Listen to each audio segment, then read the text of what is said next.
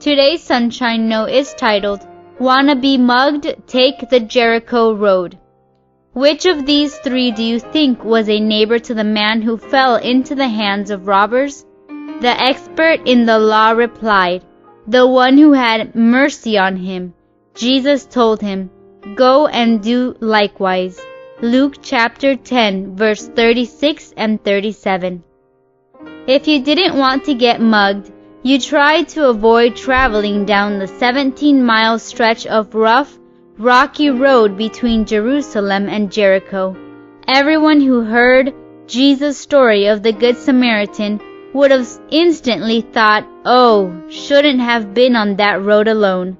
But this story isn't just a random, cautionary tale for the daily commuter.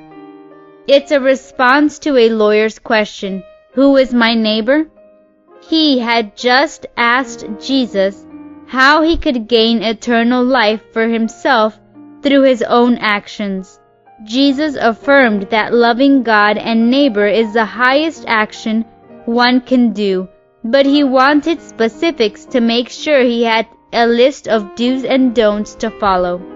Jesus then relates the story of the man robbed on the road who is passed by a priest and a Levite, who feared defilement by the corpse or a person who might not be a Jew. The last person who came by was shocking to the listeners. They expected it would be another religious figure, since the first two were. Instead, Jesus spoke of one of the most hated people in Jewish society, a Samaritan man. The history of hatred between the Samaritans and the Jews was centuries old, and according to historians, they were publicly cursed during Jewish worship services.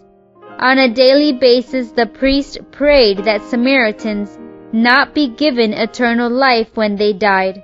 So the fact that Jesus said the third man, the one who compassionately helped the robbed man, was a Samaritan shows both his courage and his sense of irony. When the Samaritan goes above and beyond anything expected of him by rescuing the man, treating his wounds, then taking him to an inn and paying for all his expenses, the answer to Jesus' final question is obvious. First, Jesus makes it clear that our neighbor isn't only our friend or relative, he or she is also our enemy. But beyond that, Jesus is saying that we can't just expect to inherit eternal life because we did all the right things.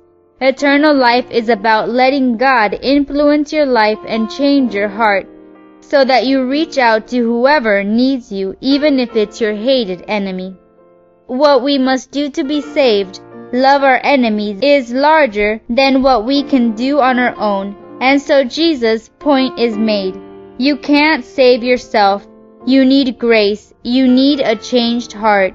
You need Jesus. May God bless you today.